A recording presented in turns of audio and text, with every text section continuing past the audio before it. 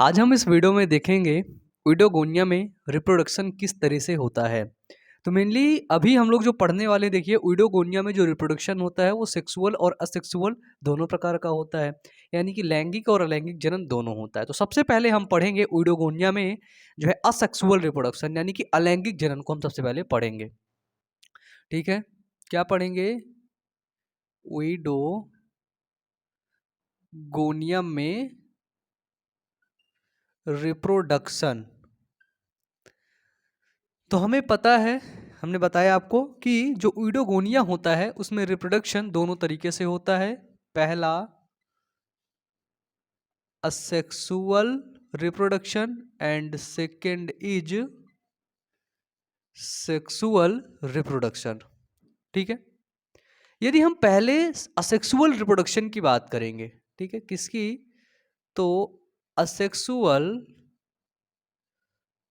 Reproduction की बात करेंगे। यदि हम असेक्सुअल रिप्रोडक्शन यानी कि अलैंगिक जनन की बात करेंगे, अलैंगिक जनन, तो फ्रेंड्स यूडोगोनिया के अंदर जो अलैंगिक जनन होता है वो 3 तरीके से होता है। कितने तरीके से? 3 तरीके से। First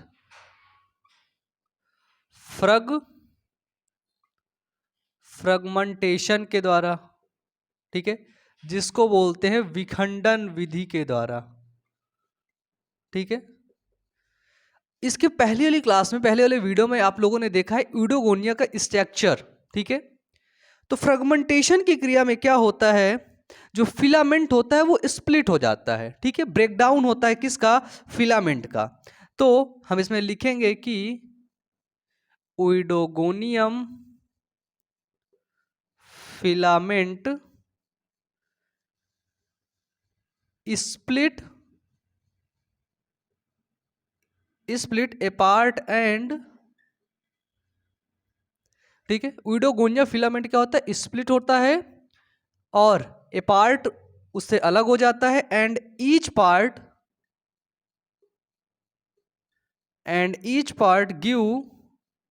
rise a give give rise to a new thallus, sorry.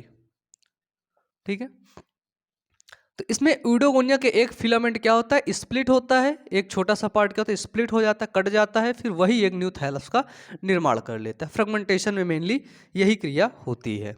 ठीक है, सेकेंड इसमें क्या है? सेकेंड है जिसको बोलते हैं एकाइनेट्स, या फिर इसको हम बोलते हैं और एप्लैनोस्पोर। क्या हुआ? एकाइनेट्स या फिर एप्लैनोस्पोर। एकाइनेट्स में हमने क्या देखा? एकाइनेट्स में हमने देखा कि सेल्स जो होती है वो फूड को स्टोर करती हैं। सेल्स जब फूड को स्टोर करती हैं तो वो मोटी हो जाती हैं, फिर वो जनन के लिए तैयार हो जाती हैं। ठीक है, फिर वही सेल्स क्या करती हैं? रिप्रोड्यूस करती हैं। फिर वही सेल रिप्रोड्यूस करके क्या करती हैं? एक नए थैलस का निर्माण कर लेती हैं। ठीक है, तो एकाइनेट्स में क्या होता है?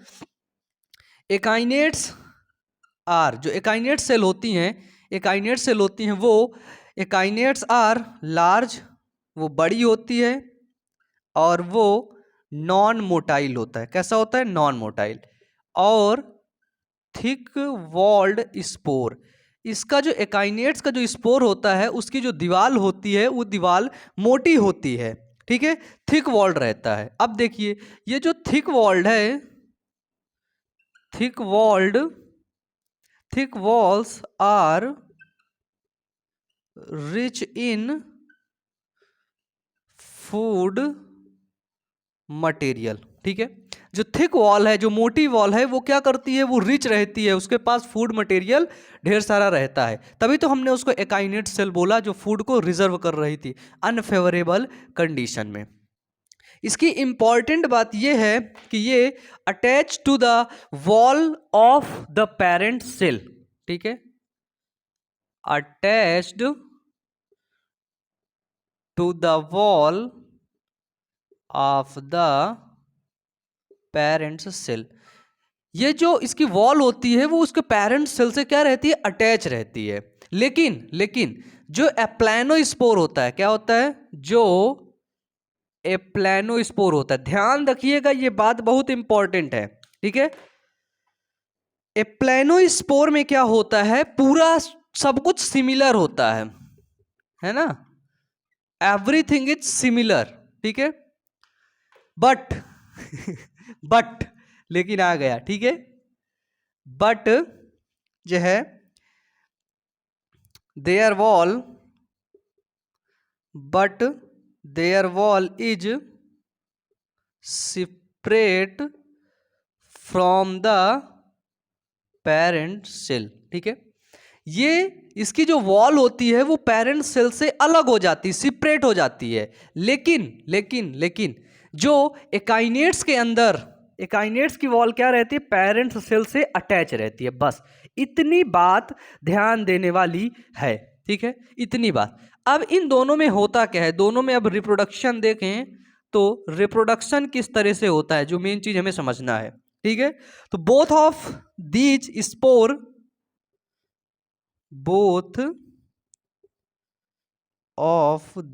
Spores remains dormant in unfavorable conditions, ठीक है। जब अनफेवरेबल कंडीशन होती है तो दोनों के जो स्पोर होते हैं वो क्या रहते हैं, वो डॉर्मेंट रहते हैं, वो प्रसुप्ति की अवस्था में रहते हैं, उनका अंकुरण नहीं होता है, ठीक है, वो बिल्कुल निष्क्रिय रहते हैं, डॉर्मेंट है, बिल्कुल निष्क्रिय, पड़े हैं, इसे कहीं भी फेंक दिया, इसे पड़े हैं, बिल्कुल सो रहे हैं, 10 साल तक फेंके रहे, 10 साल तक पड़े रहे, कब, अगर कंडीशन अनफेवरेबल है तो, अगर कंडीशन अनफेवरेबल है तो पड़े रहें, लेकिन ऐसे पड़ा था, अचानक से एक दिन पानी आ गया, पानी का चौंका, फिर धूप आई, फिर मिट्टी आई, मिट्टी से न्यूट्रिशन मिला, अब ये उगना शुरू हुआ, ऐसे करके पौधा उगता है। इसमें क्या होता है, ये अनफेवरेबल कंडीशन थी, पड़ा था, जब इसको फेवरेबल कंडीशन आती है, ठीक है, कौन सी, फेवरेबल कंडीशन आती है, favourable condition to start germinate, ठीक है, फेवरेबल कंडीशन जब इसको मिली तो ये जर्मिनेट करने लगा, ठीक है, जर्मिनेट करके ये डिवाइड किया, डिवाइड करके ग्रोथ किया, ग्रोथ करके क्या बना लिया, ये दोस्तों एक न्यू थैलस का निर्माण कर दिया, ग्रोथ किया, ग्रोथ करने के बाद इसने एक न्यू थैलस का निर्माण कर दिया।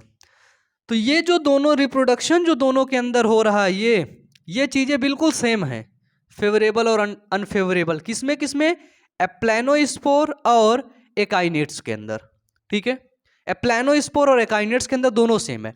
जो असेक्सुअल रिप्रोडक्शन होते हैं वो 3 तरीके से, फ्रेगमेंटेशन, एकाइनेट्स और एप्लेनोस्पोर, और इसके बाद होता है बाई जू फॉर्मेशन, ठीक है, बाई जू स्पोर फॉर्मेशन के द्वारा। थर्ड है जू स्पोर फॉर्मेशन, वो थोड़ा सा बड़ा है, उसको हम लोग आपको अच्छे से बताएंगे। फ्रेगमेंटेशन में क्या होता है, उगोनियम का एक पार्ट स्प्लिट हो जाता है, कट हो जाता है, जो ब्रेक हो जाता है, और वही ब्रेक पार्ट क्या करता है, न्यू राइजन, न्यू थैलस, एक न्यू थैलस का वो निर्माण कर लेता है।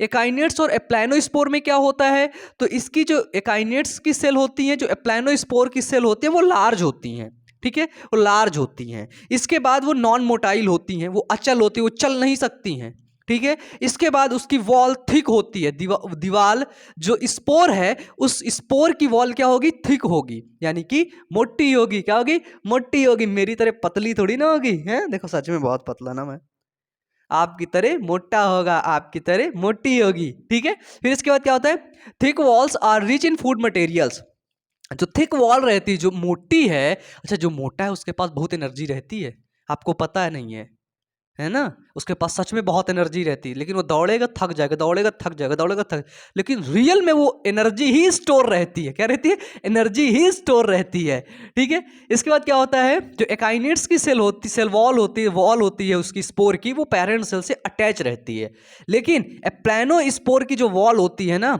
जो स्पोर की वॉल होती है, समझना, स्पोर की वॉल वो पेरेंट्स सेल से अटैच नहीं रहती, सेपरेट रहती, अलग रहती है वो, ठीक है। फिर दोनों क्या करते हैं, दोनों बोथ आर दीज स्पोर जो है रिमेन्स डॉर्मेंट इन अनफेवरेबल कंडीशन, अनफेवरेबल कंडीशन में ये डॉर्मेंट रहते हैं, प्रसुप्ति की अवस्था में रहते हैं, अप्रभावी रहते हैं, but favourable condition is start to germinate, growth and develop a new thallus, ठीक है, चलिए ये था आपका जो है असexual रिप्रोडक्शन में एकाइनेट्स, प्लानोस्पोर और फ्रेगमेंटेशन। अब हम पढ़ेंगे बाई जूस्पोर फॉर्मेशन। मिटा दें इसको, चलिए इजाजत है आप सभी की, ठीक है ना? है कमेंट बॉक्स में बता दो भाई, है कि नहीं? नहीं बाद में बोलो तो भाई हमसे पूछ बस लेते हो, हमारा कहना नहीं मानते हो।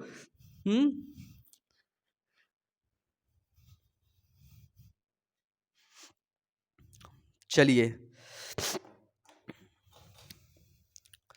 अब आता है बाई जू फॉर्मेशन।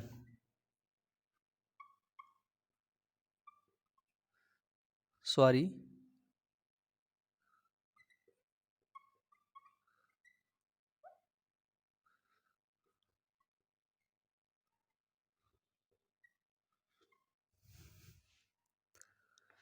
देख लो हाथ गंदे हो जाते, पूरा दिन लिखते लिखते, मार्कर चलाते चलाते, आवाज से लेकर के हाथ पूरी गंदे हो जाते हैं, है ना?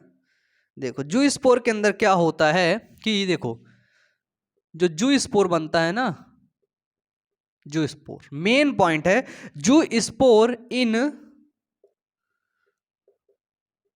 बेंथिक सेल्स, ठीक है, दैट आर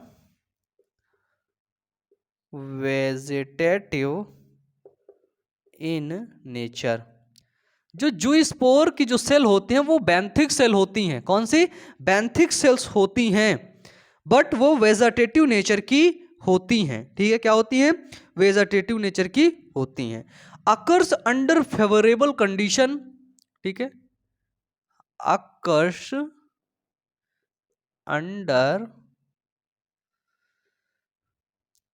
फेवरेबल कंडीशन में क्या होता है, जब इनकी कंडीशन फेवरेबल होती है, ठीक है, अनुकूल जो है वो होता है, परिस्थिति अनुकूल होती है, तो यही सेल जो होती है, यही सेल, ठीक है, ये सेल क्या करती है, ये सेल जू स्पोरेंजिया से, ठीक है, क्या करती है, जू स्पोरेंजियम से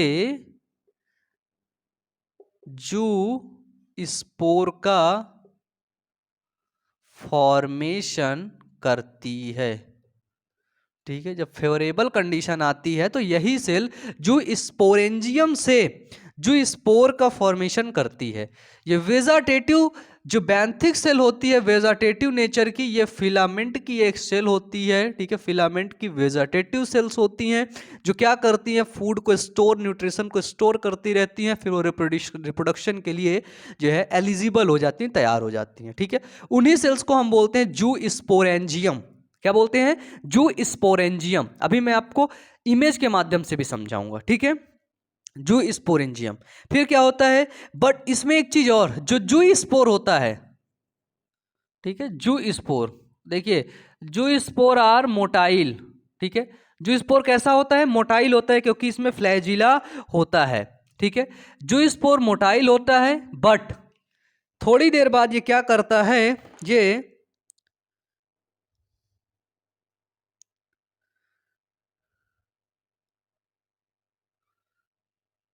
एक सेकेंड,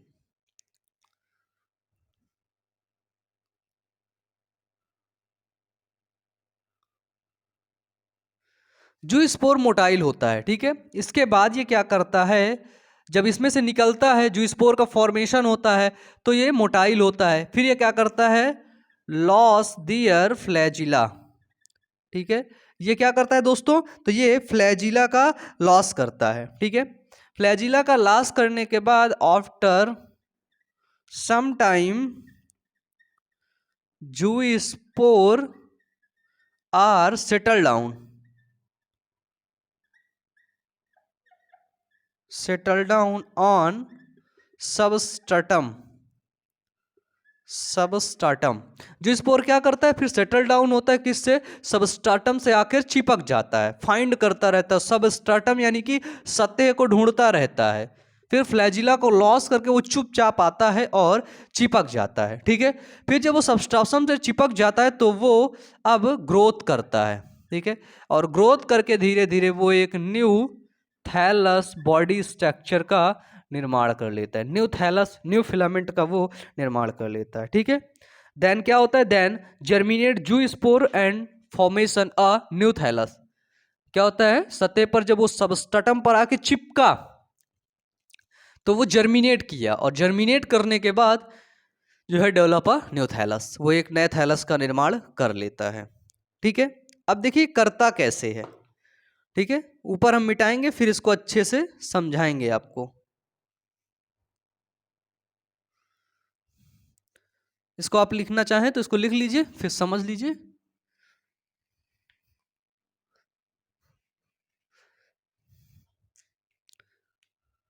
देखिए ये एक सेल है, ये आपने देखा, ये कौन सी सेल है, होल्ड फास्ट सेल है। ठीक है,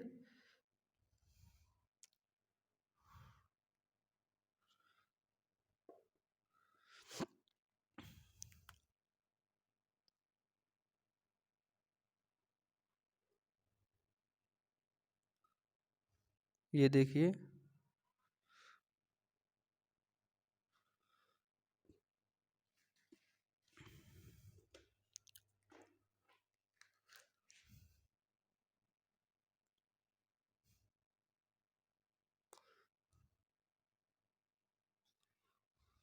ये देखिए, ये हमने एक स्ट्रक्चर बना दिया है। ये नीचे वाला हो गया आपका होल्ड फास्ट। ठीक है, होल्ड फास्ट क्या करता है, ये सबस्ट्रेटम से यानी कि सतह से चिपकने का काम करता है, फिक्स करने का काम करता है। ठीक है, ये हमने देखा, ये सेल का है आपका न्यूक्लियस, क्या है, न्यूक्लियस है। फिर ये इसके ऊपर हमने इसकी कैप को देखा। ठीक है, हम देखते हैं ये है उइडोगोनियम, क्या है, उइडोगोनियम है। ठीक है, ये ऊपर वाली सेल कौन सी है, एपिकल सेल। तो ये कौन सी सेल है, ये इनर कैलोरी सेल है, सॉरी इंटर नहीं, इनर कैलोरी सेल। फिर यही जो उइडोगोनियम है ये आगे बढ़ी। जब ये आगे बढ़ी तो आप लोग इसका स्ट्रक्चर देखिए, ये ऐसे है। फिर ये इसके ऊपर से जो है कैप सेल है। ये कौन सी सेल है, तो ये है आपकी कैप सेल। ठीक है, फिर इसी उइडोगोनियम में ये एक इसका निर्माण हो रहा था। ठीक है, ये क्या है, ये है दोस्तों, याद रखिएगा, ये है जू स्पोरेंजियम। क्या है, यही है जू स्पोरेंजियम। क्या है, तो ये है जू स्पोरेंजियम। ठीक है, फिर इसके बाहर एक वेसिकल का निर्माण होता है। फिर ये कैप सेल क्या होती है, रप्चर होती है। जब ये रप्चर होगी तो ये चली गई वहां पे,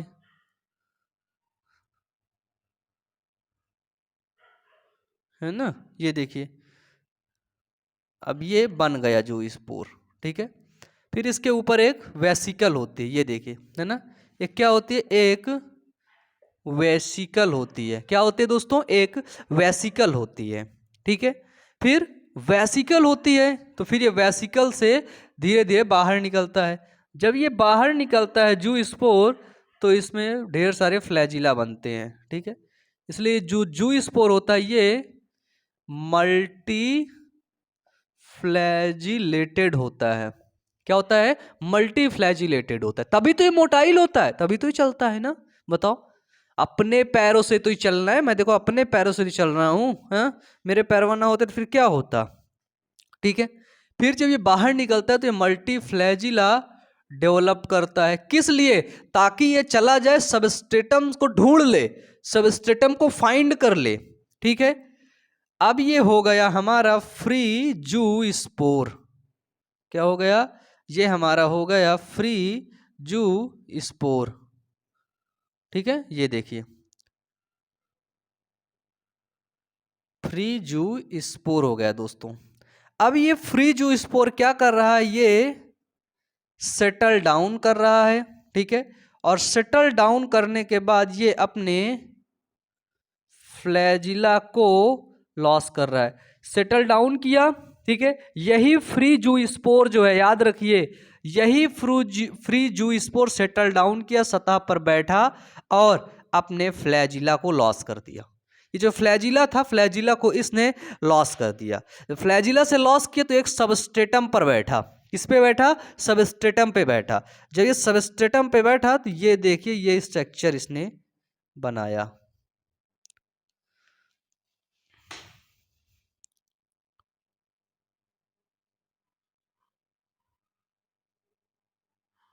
ये देखिए,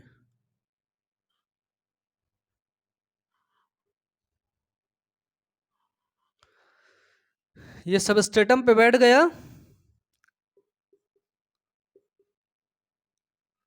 ये हो गया सबस्ट्रेटम। ठीक है, सबस्ट्रेटम पे बैठा, अब ये डिवाइड कर रहा है। क्या कर रहा है? डिवाइड कर रहा है।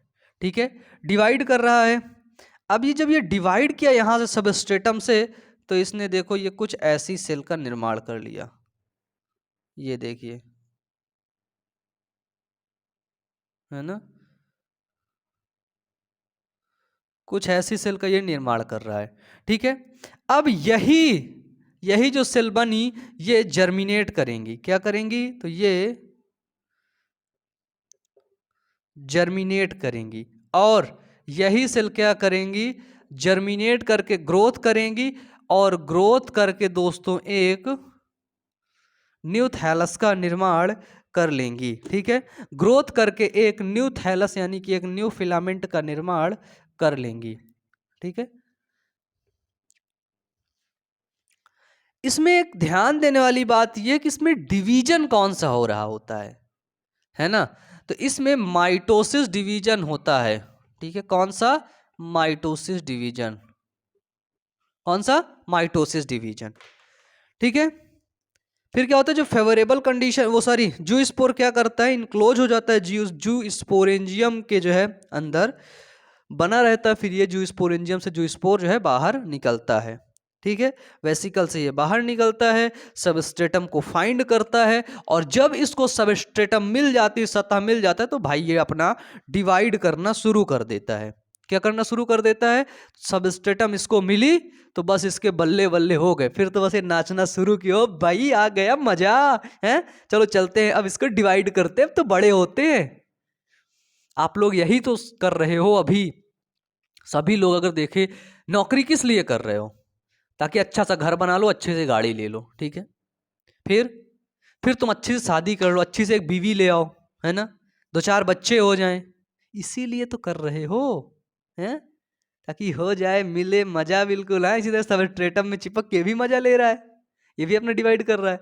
अभी जैसे हम लोग हैं वैसे ये भी है ना? बताइए, है कि नहीं? है कि नहीं? बताइए, सच बताना भाई। अगर गलत कह रहा हूं तो माफी मांगता हूं, अगर सच कह रहा हूं तो जल्दी से मेरे को बताना, है ना? इसी तरह होता है ना? पक्का? पक्का लॉक कर दिया जाए? चलिए आ, तो अब हम लोग पढ़ेंगे जो है यूडोगोनियम में सेक्सुअल रिप्रोडक्शन। तो सेक्सुअल रिप्रोडक्शन हम नेक्स्ट क्लास में पढ़ेंगे। तो आज के लिए यहीं तक, अच्छे से पढ़ते रहिए, मेहनत करते रहिए। धन्यवाद।